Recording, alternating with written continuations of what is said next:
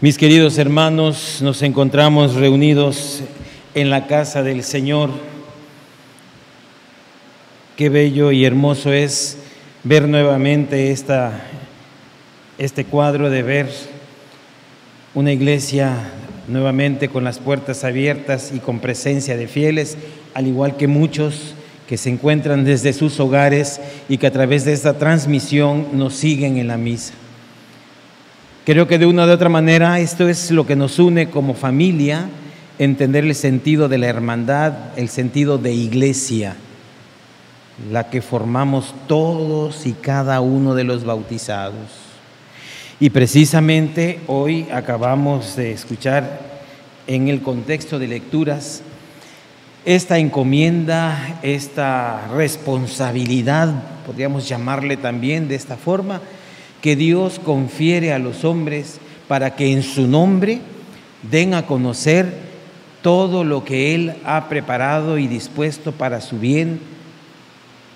Por ejemplo, escuchábamos en el libro del profeta Isaías cómo Dios responsabiliza a su siervo Eleazim, el hijo de Hilcías, cómo le hace sentir esta responsabilidad cuando dice: pondré la llave del palacio de David sobre tu hombro, y lo que él abra, nadie lo cerrará, y lo que él cierre, nadie lo abrirá.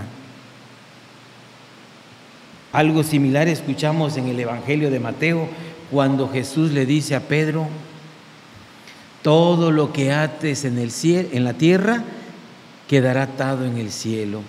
Todo lo que desates en la tierra quedará atado en el cielo. En otras palabras, entendemos ahí el fundamento bíblico del sacramento de la confesión.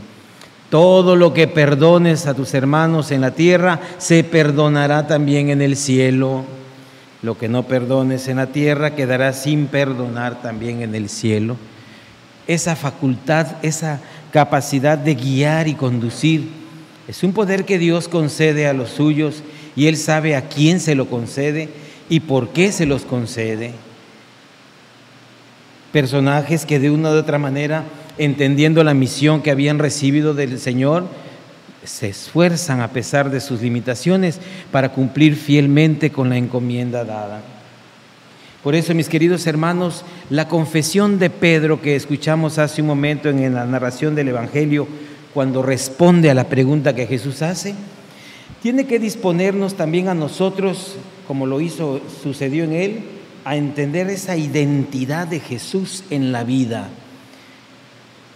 No hablar de un Jesús que es bueno, de un Jesús que nos ama, de un Jesús que dio la vida por nosotros en la cruz, como lo vemos reflejado en esta sagrada imagen del Cristo negro, sino buscar esa identidad con ese Jesús que está vivo, que quiere vivir en tu mente, en tu corazón. Abrir pues estas puertas de tu alma para que este Cristo vivo entre en ti, permanezca en ti, y entonces comprendamos que esta es la identidad que debemos buscar, porque esta identidad que tiene Pedro con Jesús cuando lo proclama y lo reconoce como el Hijo de Dios, como el Mesías, ¿qué creen? Esto generó en Pedro una nueva vida, transformó todo su panorama, cambió todos sus esquemas, porque entendió cuál era el verdadero valor, el verdadero sentido y fundamento de un discípulo de Jesús. Si nosotros nos adentráramos un poquito más a esto, quizás entenderíamos mejor lo que es esa identidad con Jesús, y como consecuencia entender que empezamos una vida nueva.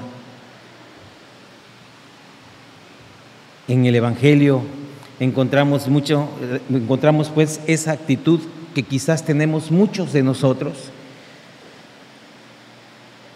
ese miedo a comprometernos, ese miedo a adentrarnos a lo que el Señor nos propone y nos ofrece. Dice que estando con sus discípulos les preguntó: oigan, ¿qué oyen o qué dice la gente de mí?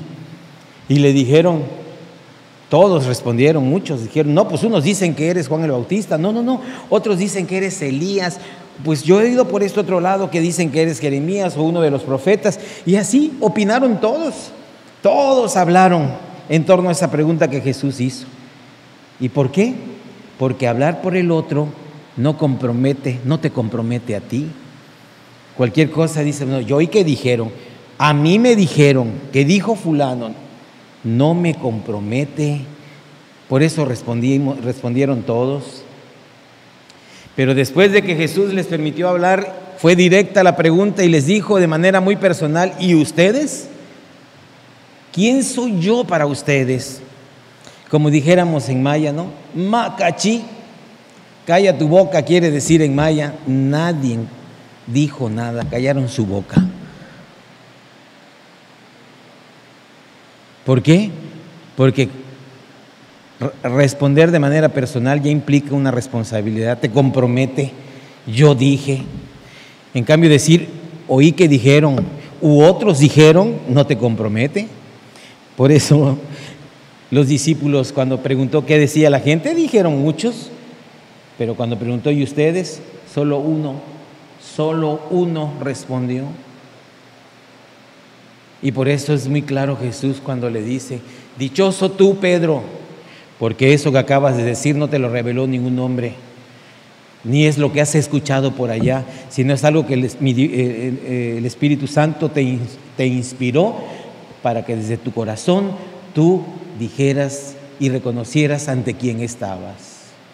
Y eso es pues lo que de una manera muy particular San Pablo, cuando hablaba a los habitantes de Roma, les hablaba precisamente de esa gratitud ante la alabanza que debemos a Dios por todo el beneficio que nos concede.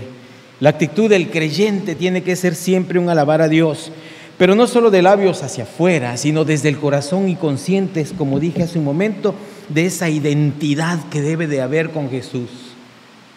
Queridos hermanos, en este domingo número 21 del tiempo ordinario que el Señor nos permite celebrar y retomar nuevamente las misas con la presencia de ustedes, esforcémonos por vivir mejor y corresponder a esta invitación que el Señor nos hace. Esforcémonos por buscar esa identidad con Cristo, porque la identidad con Jesús va a traer como consecuencia el inicio de una nueva vida, donde todo pueda ser diferente y siendo dóciles, dejándonos guiar y conducir por el Espíritu Santo, así como lo hizo con Pedro para que respondiera de esa manera. Pues vayámonos con este sentir a vivir esta enseñanza que nos deja hoy la palabra de Dios, mis queridos hermanos, pero no olvidemos entonces que Jesús espera una respuesta de nosotros. Y fue muy clara su pregunta, para ti, para ustedes, ¿quién soy? Tenemos tiempo para pensarlo de acuerdo a los lineamientos que se nos han propuesto en esta reflexión, para que seamos generosos con la respuesta que Jesús espera de cada uno de nosotros, sus discípulos.